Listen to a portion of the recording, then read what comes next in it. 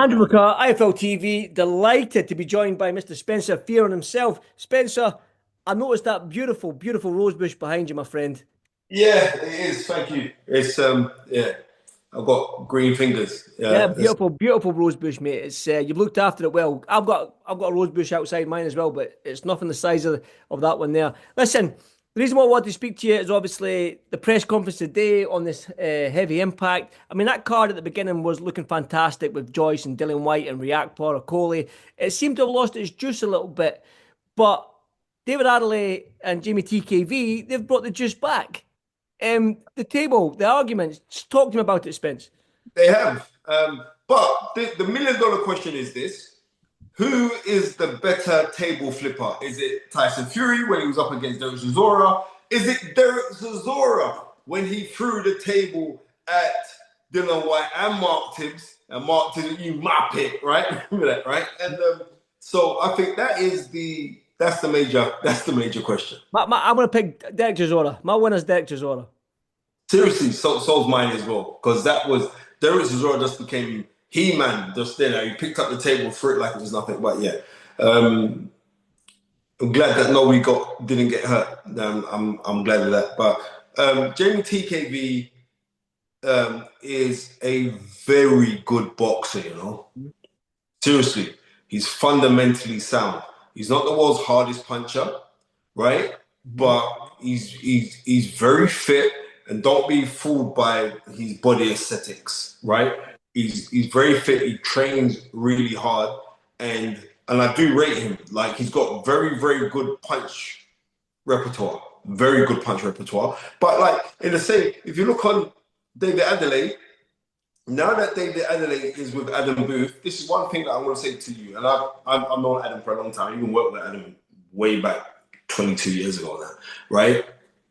With Adam Booth, what Adam Booth is really good at is the little subtleties, the little nuances. You know what I mean? And a lot of like Adam Booth's fighters, they fight on tempo with quick twitch. Everything's like to cause you to react. So they like to cause the reaction so then they can counter from it. But it's not even that, but they like to force you to do something so they can capitalize on it. A lot of these fighters, David Hay, and this is no disrespect to Adam Booth because he had great success, but all of these fighters do fight with that tempo of that fast motion. And then they let off shots. And you can even see it just the other day with David Adeleye, how he destroyed Solomon Dakers in a round. You wouldn't have expected to see that. So it's going to be a good fight. It's going to be a very, very good fight. Where did this beef come from? Like I didn't know they had beef until this fight. Is this just because it's the British title on the line?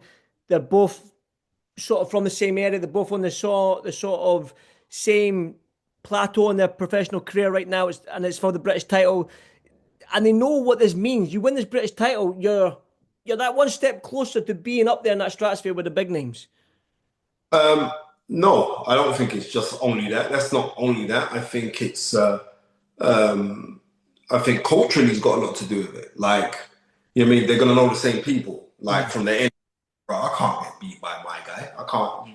It's one of those ones. I think it's like the British Championship of the barbershops. So it's like, you know, like if it goes tits up to you, you can't really show your face in the barbershops like how you want to show your face in the barbershops. I think that has a lot to do with it. I think that rivalry's that's got a lot to do with it because like it's a cultural rivalry. You know what I mean? So, and when I'm saying like on a cultural rivalry is because I think of the genres of music they listen to, environments that they are like, even though they're not meant to be clubbing, but the same kind of circles, I think that is more of the factor which building up the anticipation of this fight. I think it's a great card. Irrespective that Dylan White's not on the show anymore, irrespective of the fact that Lawrence Okoli and Richie Rapport's not on the show, I'm gutted about that, but that's not going ahead. This is a very, very good fight. Plus, you got Joe Joyce and Hergovic we're going to speak about in a minute. But this is a very, very good fight. And I'm going to tell you this now. It's the one that can administer the double jab in this fight, right, that is going to win the fight. right? Because with David Adeleye, and he has total fool's belief on certain things, right? He's so confident in himself. Even when he's in defeat, his confidence levels is so high, he's deludedly confident. And that's why he can come back after getting beat by Fabio Wardley in the fashion that he did, because he still thinks that he's the man, which is not a bad thing, because in this game, when the bell goes, you're by yourself. And you need that delusion. And I rate it to a certain extent that he has that. But also, he has total belief in himself that he's going to come back and do things. But with Jeamie TKV, Jamie's, how can I put it? He's more subtle. He's a very humble kid. But if you press the buttons in him, he reacts straight away. He doesn't muck around. Yeah, you saw that. Yeah, you saw that. Then this fight's a great fight. But you know what? It's a great fight. It's also good for the corners who are going to be battling each other. Do you know what I mean? Yeah. And when we see the temperament of the corners, we're going to see if Barry Smith, my guy, can handle that kind of pressure at this stage here with a British heavyweight guy going for a British title at heavyweight, right? So that's going to be interesting. It's also going to be interesting, it's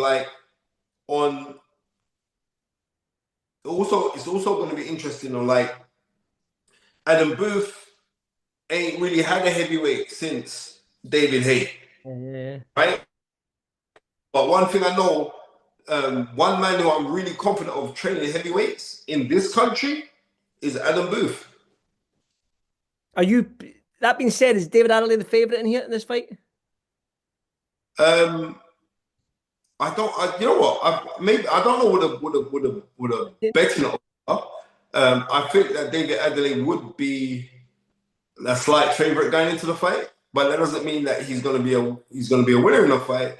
And it's the same with Jeamie TKV. Even though he's the underdog, doesn't mean he's going to be the loser in the fight. It's a really good fight, man. It's a really good fight. Just go back on the table flip.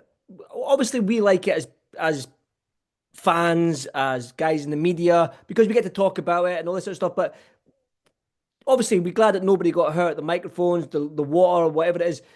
Where do you sit on it personally, Spencer? The table flipping and all the antics at press conferences.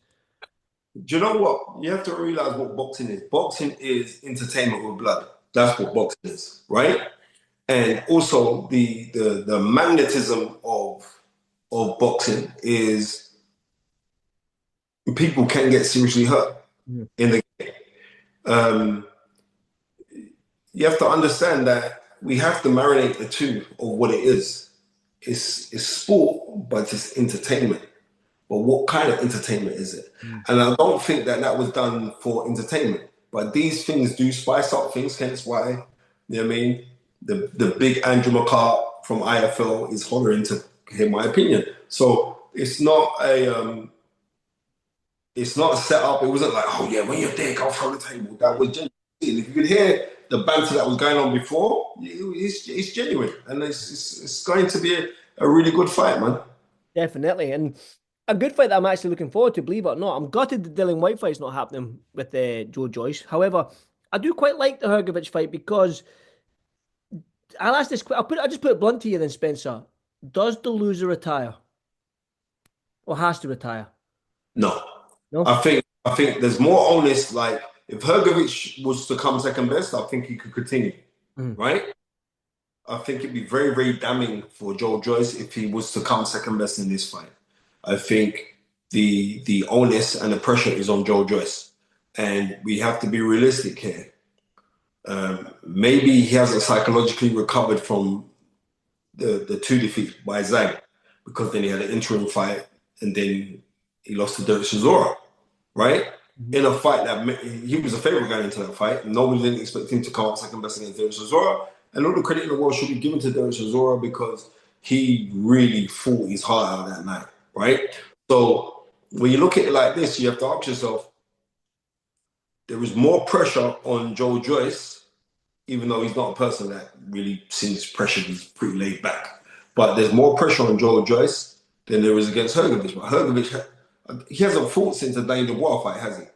No. Right. So, and that was a fight where your Superman aura got destroyed. and Daniel Dubois was actually fantastic in that fight, and he was your kryptonite. It's a different kind of fight now, because Hergovic usually isn't a faster man.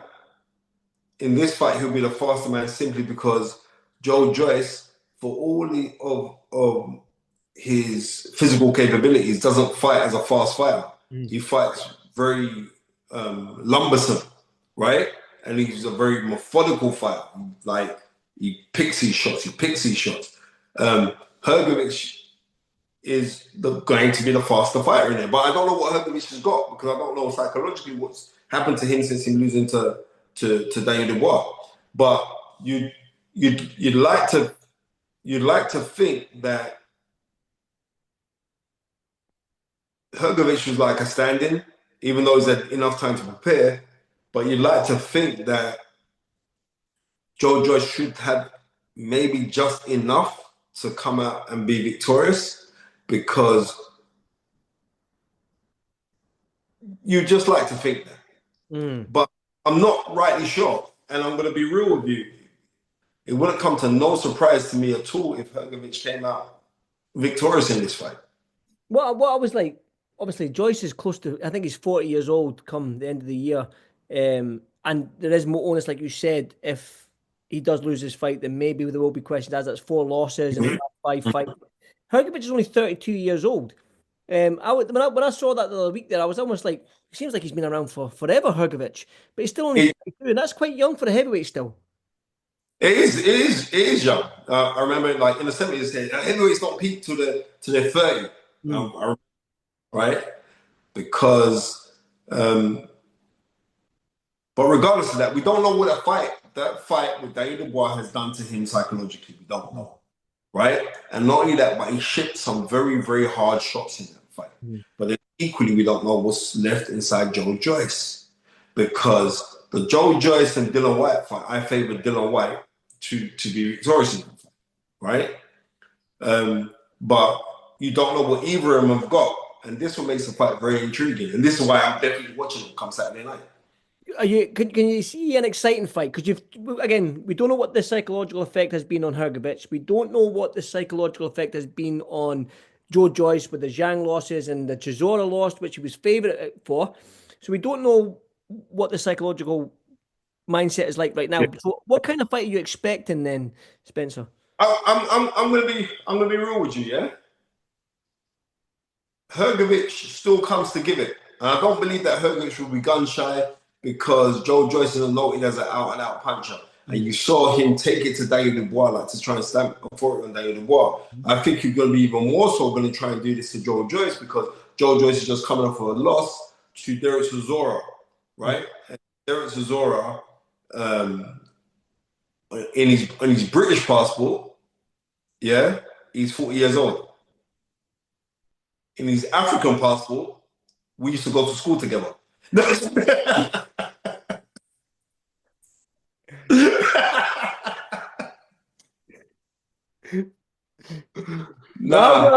that depends. I don't want to give your age away, but yeah, okay.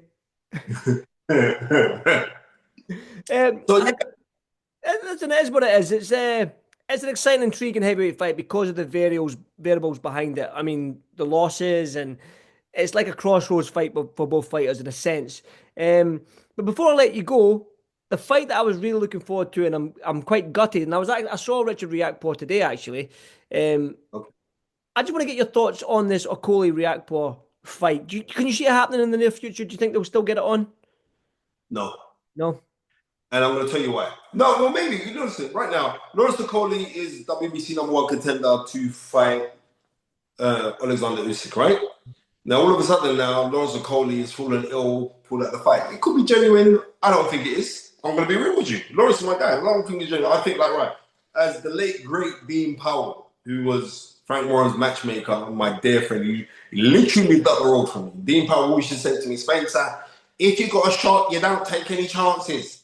So here we go here. There's a man who's got a shot at becoming WBC champion or to fight for the world title. Why would you want to jeopardize that against a man that you have cultural rivalry with, right?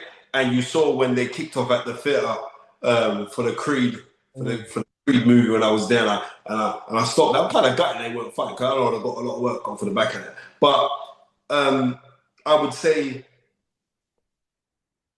I can't see that fight happening now. I can't. You know what I mean? But you never know. It's boxing. You never know. And the way how Frank Warren signed up all the heavyweights right now, you never know, innit? Uncle Frank's doing it, man. He signed up a lot of Scottish young fighters as well. He signed up 3 very good Scottish fighters. Josh Taylor as well. He signed Josh Taylor and he's signed up Alex Arthur Jr. Listen, you got to just realize, like, you know what I mean, when you're talking about real veterans who don't fight like veterans, right? You know, if Frank Warren was a fighter, yeah, it'd be Vinny Pazienza. You're going way back, are you not? Like that's who he would be. That's the Vinny Pazienza last week to me. That ain't a whole fight. I'm going to 60 and 40. But he would be that guy because like he always comes back. Yeah. He always comes back, and he's looking at it. And he's signed up the best talent right now, and he's got the zone, which I'm looking forward to seeing this show on Saturday, just for the aesthetics of how it comes out as well. But yeah, we shall see, man. It's a fantastic time to be a boxing fan, I would say. 100%, and that's why I'll keep saying let's do an interview, Spencer, because there's going to be more and more stuff happening this month with the Cameron Worker fight. You've got Don Smith, and then at the end of the month we've got the big one with Conor Benn and Chris Eubank, which I probably will get your thoughts on at some point leading up to that fight. Most definitely, my friend. Yep. And until then, listen, enjoy the beautiful weather. It's sunny in Scotland. So I only imagine it's nice and sunny down where you are as well. So yeah, this is the back of the house. So this is the studio at the back of the house. So yeah. Yeah, it is being kind of cold. Got a bit breezy in London. It was quite warm today, and then the breeze started to come in. But I would say, let me just say to all my Muslim brothers and sisters, you know what I mean? Eid Mubarak, and like to all my non-Muslim brothers and sisters, right? Peace and love to every single one of you. And I'm glad. Thank you very much, my bro. Thank you, Spence. Appreciate it, mate. And like I said, I'll contact you in a couple of weeks. Reference Conor Benn and Chris Eubank. Come on, man. We got to talk about that, man. Love my bro. 100%. Let's do it fight week. Spencer, enjoy the rest of the week. Enjoy the weekend. I'll speak to you soon, brother. Love my bro. Thank you, bro.